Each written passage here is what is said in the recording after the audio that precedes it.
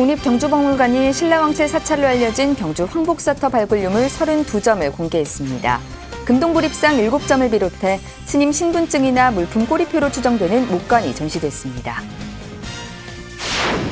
조계종 해외특별교구가 새로 만들어진 법령에 따라 전법회관에 사무소를 마련했습니다. 해외특별교구 부교구장에 정범 스님이 임명되면서 세계 일화에 박차를 가할 것으로 보입니다. 조계종이 전통사찰 보존지를 보호하고 환경정책을 수립하기 위한 고민을 시작했습니다. 사찰림의 가치를 환경부 시행 생태계 서비스 지불 제적 관점에서 분석하고 역할을 모색했습니다. 만해축전 일환으로 불교 평론이 인류에게 닥친 위기를 분석하고 해결책을 모색하는 학술 심포지엄을 열었습니다. 기후위기 등 다양한 문제를 해결하기 위한 불교의 역할을 조명했습니다. 성북구청이 사찰 인접 북이름에 매립된 쓰레기를 치우기 시작했습니다. 쓰레기를 파내다 성북구청에 의해 고발된 삼원사 주지 삼각스님은 구청의 사과 등 추가 조치를 요구했습니다. 여러분 안녕하십니까? 8월 28일 토요일 BTN 뉴스 시작하겠습니다. 국립경주박물관이 옛 신라왕실 사찰로 알려진 경주 황복사터 발굴 유물 32점을 공개했습니다. 불교 조각의 정수인 금동불입상 7점을 비롯해 스님의 신분을 나타내는 신분증이나 물품의 꼬리표일 것으로 추정되는 목관 등이 전시됐는데요. 현장에 안홍규 기자가 다녀왔습니다. 국립경주박물관 내 영남권 수장고인 신라천년보고, 수장고 입구를 지나면 왕실 사찰로 의상대사가 출가했다고 전해지는 전 황복사터 출토 유물들이 관람객들을 맞이합니다. 전 황복사터에서 불교 조각 중 금동불입상은 모두 7점이 발견됐습니다. 금동불입상은 U자형과 Y자형 두 가지 유형의 옷주름이 나타나며 관음보살로 추정되는 상은 장식이 달린 목걸이와 함께 왼손에 정병을 쥐고 있습니다. 돌에 새겨진 신장상은 갑옷을 입고 있는 무장의 모습으로 입체적 조각과 사실적으로 표현된 옷주름은 통일신라 불교 조각의 정수를 보여줍니다. 입고 있는 옷이 이제 갑옷의 형태로 무장의 형상이고, 그 다음에 흔히 이제 악기라고 불리는 생령을 깔고 앉아 있는 것으로 봤을 때 불법을 수호하는 신장상일 것으로 추정하고 있습니다. 국립경주박물관이 어제 전 황복사터 출토 유물 2,700여 점 가운데 32점을 특별 공개했습니다. 전 황복사 창건 시기는 알 수 없지만 현재 국보 제37호인 3층 석탑이 남아 있습니다. 황복사에 대한 왕실 사찰로서 어떤 유형과 그 전모를 밝히기에는 아직 많은 시간이 필요하지만, 이번 전시를 통해서 관람객들이 이 유물들을 보면서 사라진 황복사에 대해서 다시 한번 생각해 볼 수 있는. 연모터에서 발견된 목관은 소나무로 만들어졌는데 적외선 촬영 결과 10글자의 묵서가 판독됐습니다. 목관 끝부분에 구멍이 있어 스님의 신분을 나타내는 신분증이나 물품의 꼬리표일 것으로 추정됩니다. 전 황복사터가 자리 잡은 낭산에는 신라 대표 호국 사찰인 사천왕사터가 있습니다. 선덕여왕의 무덤이 있는 낭산에서 발견된 자료들로 격이 높은 신라 왕실 사찰의 면모를 보여줄 것으로 기대됩니다. 영남권에서 출토된 35만 점의 유물을 보관하고 있는 이 수장고입니다. 이 개방형 수장고에 이번에 황복사 출토 유물을 전시함으로써 많은 사람들이 전시도 보고 수장고에 이루어지는 여러 가지 일들도 함께 살펴볼 수 있는 그런 좋은 기회가 되기 위해서. 신라 왕실 사찰인 전 황복사터에서 발굴된 유물은 오는 10월 24일까지 신라 천년보고에서 관람할 수 있습니다. BTN 뉴스 안홍규입니다. 조계종 해외특별교구가 2017년 새로 만들어진 법령에 따라 전법회관에 사무소를 마련했는데요. 부교구장에 정범 스님이 임명되면서 세계 일화에 박차를 가할 것으로 보입니다. 남동호 기자입니다. 조계종 사회부 국제팀이 해외 사찰의 정보를 모아 발간한 해외 사찰 편람. 편람에 따르면 북아메리카 52곳, 아시아 13곳, 유럽 6곳, 남미 6곳, 오세아니아 5곳, 총 82곳의 해외 사찰이 수록됐습니다. 종단과 해외 한국 사찰의 소통 창구가 문을 열었습니다. 해외 특별교구는 최근 전법회관 7층에 사무처를 마련하고 본격적인 업무를 시작했습니다. 특히 해외 포교 경험이 많은 정범 스님이 부교구장에 임명되면서 한국 불교 세계화에 박차를 가하고 있습니다. 그동안 수십 년간 함께 포교 활동을 해왔던 그 사찰의 역사, 그다음에 그걸 담당하고 계신 스님들이 계십니다. 그분들의 먼저 애로점을 서포트 해드리는 것이 제일 우선이지 않겠는가, 그렇게 생각하고 있습니다. 해외 특별교구는 비영리 법인 단체 등록을 시작으로 지원 업무를 꾸려가고 있습니다. 올해 한거 기간 중 해외 거주승 결계 신고 접수와 해외 사찰 민원 처리, 업무 방향을 공유하고 있습니다. 소통 창구로 해외 거주 스님과 해외 사찰 관련 종무 행정을 지속적으로 전담할 수 있는 인력도 배치했습니다. 하지만 해외 전법 반세기가 지나가면서 포교 1세대에서 2, 3세대로 넘어가는 과정에서 정체성과 결속력이 약화되고 있다는 지적도 나오고 있습니다. 이에 따라 각 나라별 특성에 맞춰 보다 체계적이고 조직적으로 지원을 해야 한다는 제안이 나오고 있습니다. 그래서 무엇보다도 각 나라별 특색 있게 진행했던 또 제도적인 차이에 의해서 우리가 외면했던 부분들, 그런 것들을 찾아내 가지고서 섬세하게 접근을 하면 아마 지금보다는 훨씬. 해외 특별교구는 해외 포교에 관심 있는 스님이나 포교사들과 인적 네트워크를 구성해 보다 효율적으로 대응할 방침입니다. 해외 사찰 지원과 스님들의 그 포교 활동 도움을 주는 일들은 기본적인 것은 종단에서 책임을 져주되, 그 위에 기타 활동에 필요한 내용들은 뜻을 동참하고 함께 하고자 하는 분들이 있으리라고 생각을 합니다. 한편 해외 특별교구장 정우 스님은 지난 25일 미 동부 해외 지회를 방문했습니다. 정우 스님은 지회 소속 사찰을 탐방하고 간담회를 통해 현장의 목소리를 들으며 해외 포교 활성화 방안을 모색할 계획입니다. BTN 뉴스 남동우입니다.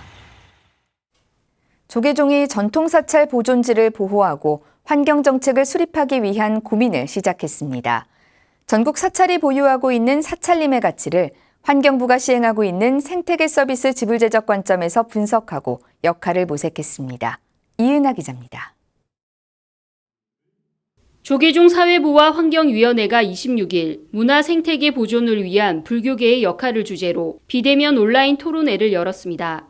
환경부가 올해부터 생태계 서비스 지불제를 본격적으로 추진하면서 전국 사찰림의 가치와 활용 방안을 점검하고 향후 불교계 역할도 모색하기 위해서입니다. 전통 사찰 보존지가 지속적으로 관리가 되고 국민들의 문화적 혜택이 충분히 더 폭넓게 제공될 수 있도록 생태계 서비스 지불제에 대한 이해와 또 향후에 대한 이런 것들이 활발하게 논의를 통해서 수립될 수 있기를. 1700년 한국 불교 역사와 함께해온 사찰림은 수행 공간이자 국민 문화 공간으로 보존되고 활용되어 온 만큼 변화하는 환경 정책에 따른 현황 점검과 향후 역할 모색이 필요하다는 겁니다. 환경 전문가들은 생태계 서비스 지불제를 중심으로 불교계 현황과 방향을 모색했습니다. 보호지역에서 생태계 서비스를 체계적으로 보존이나 증진을 하는 소유자, 점유자, 관리자가 되겠습니다. 계약 내용은 자연경관이나 자연자산의 유지관리, 경작 방식의 변경, 화학물질의 사용 감소, 습지의 조성, 그 밖의 토지관리 방법 등을 계약을 했을 때 그에 상응하는 비용을 받는 것으로 되어 있습니다. 전국의 전통사찰 보존지를 보유하고 있는 불교계가 이제 공론화를 시작했지만 적극적이고 능동적으로 검토해야 할 제도라는 분석입니다. 자식이나 손자들은 사실은 얘가 주는 서비스를 받을 수가 없게 되는 거예요. 그러니까 사실은 저희가 지금 그런 거에 상당히 위급한 문제에 시달리고 있다. 그렇기 때문에 저희가 우리 후손에게도 그런 것들에 대해 물려줄 의무가 있다는 부분들이 바로 저희가 왜 이거 생태계 서비스를 보존하고 증진해야 되는가. 다만 국가 지원 사업의 범위가 아직은 한정적인 상황으로 토론회에서는 우선 사찰림의 문화 서비스 영역을 집중적으로 조명했습니다. 제도가 정착되기 전까지 산림 치유와 명상, 교육 등 문화 프로그램을 활성화하고 전법 활동과 연계하는 등 종합적인 사찰림 이용 대안을 마련하는 동시에 향후 생태계 서비스 지불제와 연동해 운영할 수 있도록 정책 마련도 필요하다는 겁니다. 조계종은 첫 토론회를 시작으로 생태계 서비스 지불제에 대한 이해를 높이고 다양한 연구 활동을 통해 종책에도 반영한다는 계획입니다. BTN 뉴스 이은아입니다. 2021 만해 축전의 일환으로 불교 평론이 인류에게 닥친 위기를 분석하고 해결책을 모색하는 학술 심포지엄을 열었습니다. 기후위기, 코로나19, 민주주의, 불평등 등 다양한 문제를 해결하기 위한 불교의 역할을 조명했습니다. 최준호 기자입니다. 코로나19와 기후위기 등 지구에서 발생하고 있는 물리적 위기는 인류 생존에 대한 우려를 낳고 있습니다. 또한 사회 갈등, 독재 권력의 쿠데타, 재집권 등 현재의 지구촌은 사회적으로도 총체적 위기에 봉착했습니다. 과거와는 다른 형태의 복합적 위기 도래에 불교적 해답을 모색해보는 온라인 학술 심포지엄이 열렸습니다. 2021 만해 축전의 일환으로 불교 평론이 연 이번 심포지엄은 위기의 지구촌, 어떻게 구할 것인가를 대주제로 7명의 발제자가 참여했습니다. 이 지구촌의 위기를 우리 모두가 적극적으로 껴안으면서 어떻게 이 위기 상황을 타개할 수 있을 것인가를 오늘 여러분들의 발표를 통해서 또 함께 하시는 분들이 모아주시는 지혜를 통해서 한 발짝이라도 극복의 방향으로 나갈 수 있기를 기대해 보겠습니다. 이병인 부산대 교수는 21세기의 암울한 지구 환경 상황에서 불교의 역할이 필요하다고 역설했습니다. 청정한 수행 환경을 지키기 위해 종단과 사찰, 시민단체들이 적극적으로 나서 한국 불교가 환경 보존과 지속 가능성을 위해 기여해야 한다고 말했습니다. 한국 불교는 수승한 환경 친화적 가르침과 생활 양식 그리고 친환경적 전통이 있고 특히 종교유산과 자연유산을 간직한 이 복합유산적 특성을 가지고 있습니다. 장점을 살리는 불교 활동이 일어나서 이 지구 전체의 공생에 이바지하기를 바라면서 이진우 포스텍 교수는 현 민주주의의 결함을 지적하며 민주주의를 위협하는 경향으로 파시즘, 포퓰리즘, 트라이벌리즘을 제시했습니다. 이 교수는 계층 이동이 불가능한 사회에서는 민주주의가 유지될 수 없다며 양극화를 줄이는 것이 지속 가능한 민주주의의 조건이라고 강조했습니다. 따라서 민주주의가 지속 가능하려면 국민들, 시민들 상호 간의 연대 의식이 뿌리 깊어야 되고 신뢰감이 정착해야 됩니다. 연대와 신뢰감을 발전시키려면 사회가 공정해야 되는 것이겠죠. 따라서 우리 사회가 왜 공정을 그렇게 외치는지를 알 수가 있습니다. 이외에도 심포지엄에서는 기후위기, 경제적 불평등, 포스트 코로나 위기, 인간 소외, 불교적 공동체 등 직면한 여러 환경, 사회적 문제점들을 폭넓게 조명했습니다. BTN 뉴스 최준호입니다. 사찰과 인접한 국유림에 매립된 쓰레기를 파내다 불법 형질 변경으로 구청에 고발 조치를 당한 서울 삼원사 주지 선각 스님 기억하시나요? 지역 사업연합회까지 나서 문제 해결을 촉구해도 원론적인 입장을 고수했던 성북구청이 쓰레기 민원 해소에 직접 나섰습니다. 윤호섭 기자가 보도합니다. 사찰과 인접한 국유림에 매립된 쓰레기를 파내다 구청으로부터 고발당한 서울 삼원사 주지 선각 스님. 쓰레기는 보지 못했다던 성북구청이 BTN 단독 보도 이후 해당 부지에서 대량의 쓰레기를 치우기 시작했습니다. 지난달 성북구 사업연합회 스님들이 쓰레기 장례식을 봉행하며 땅을 파려 할 때 공식 절차를 밟아야 한다던 구청이 직접 나선 겁니다. 지난 26일과 어제까지 이틀에 걸쳐 구청이 파낸 쓰레기는 2.5톤 트럭 세대 분량, 폐자재와 생활 쓰레기 등 오랫동안 묻혀있던 적지 않은 양의 쓰레기들이 땅 위로 쏟아져 나왔습니다. 하지만 해당 부지에는 여전히 많은 쓰레기가 남아 있습니다. 아직까지 그 나무 밑에 쓰레기가 더 많이 또 남아 있습니다. 저것을 그래도 깔끔하게 썩은 쓰레기나 흙을 더 치워야 하겠다고 생각합니다. 성북구청이 매립 쓰레기를 치우면서 삼원사의 민원은 일부 해소됐지만 앞서 불법 형질 변경으로 고발당한 선각 스님의 명예는 회복되지 못했습니다. 선각 스님은 2019년 6월 16일 쓰레기를 파낸 바로 다음 날 구청으로부터 고발당해 결국 벌금형을 받았습니다. 선각 스님은 원상복구 명령보다도 먼저 고발이 들어가 마치 기다렸다는 듯한 느낌을 지울 수 없었다고 소회를 밝혔습니다. 스님은 이어 구청에서도 직접 매립 쓰레기를 확인한 만큼 적절한 추가 조치가 이어지길 바란다고 전했습니다. 구청에서 고발한 걸로 해서 제가 대법원까지 명예 실추가 되었는데 그래도 구청에서 이에 대한 사과나 그런 공식적인 표명이 좀 있어야 되지 않겠습니까? BTN 뉴스 윤호섭입니다. 통영 대성함이 지난 26일 통영 조계종 사찰 최초로 불교대학 입학식을 봉행하고 포교 거점 사찰로 당찬 발걸음을 시작했습니다. 대성함 불교대학은 전 중앙승가대 총장 직무대행 정인 스님과 원각 스님, 원명 스님, 유근자 교수가 강사진으로 참여해 불교 입문과 부처님 생애 등을 강의하는 커리큘럼으로 진행됩니다. 입학식을 시작으로 매주 목요일 오후 7시에 시작하는 총 14강의 강의를 마친 후 오는 12월 16일 쌍계총림 쌍계사주지 영담 스님을 계사로 첫 졸업생을 배출할 계획입니다.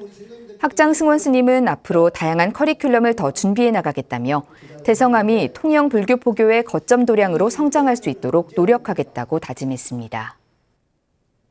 동국대 경주 캠퍼스가 지난 24일 정각원에서 선도 스님 49제 막제를 봉행하며 스님과 회향 약속을 지켰습니다. 이날 박종구 동국대 경주 캠퍼스 대외협력처장은 선도 스님은 못 배운 것이 한이 됐다며 전 재산을 장학금과 학교 기금으로 희사하셨다고 밝혔습니다. 일제강점기에 태어난 선도 스님은 나라 없는 서러움과 못다 이룬 학업의 아쉬움을 인재불사로 회향하겠다는 원을 세우고 전 재산을 대학에 기부했으며 동국대 경주 캠퍼스는 선도 장학회를 설립해 학생들을 후원했습니다. 지난 2015년에는 스님 100세를 맞아 명예 학생증을 수여하고 스님의 입적 시 장례와 49제 회향을 학교에서 모시기로 약속한 바 있습니다. 코로나19 4차 대유행으로 하루 확진자가 2,000명 전후로 지속되고 있습니다. 이런 가운데 관음종이 관내 보건소와 경찰서 등 코로나 방역의 숨은 주역인 공무원에게 격려와 응원을 보냈습니다. 하경목 기자입니다. 관음종이 지난 26일 종로구청을 방문해 장기간에 걸친 코로나19로 보이지 않는 곳에서 묵묵히 방역을 책임지고 있는 공무원들을 격려했습니다. 김영종 종로구청장은 그동안 관음종이 관내 어려운 가정을 도와온 것에 감사를 드리고 있는데 공무원까지 격려와 응원을 보내줘 감사하다고 전했습니다. 그동안에도 어려운 그 가정들을 많이 도와주셨죠. 그래서 항상 감사드리고 있는데 또 직원들까지 이렇게 또 배려를 해주셔서 참으로 고맙습니다. 떡 먹으면서 더 기쁘게 일할 것 같습니다. 관음종은 이날 꿀을 곁들인 가래떡 1,400인분을 종로구청에 전달했습니다. 종로구는 구청과 관할 보건소, 동우사무소 등에 따뜻한 떡이 식기 전에 배분해 곧바로 전달했습니다. 앞서 관음종은 해와 경찰서도 방문해 경찰 공무원들을 격려하고 격려 물품을 전달했습니다.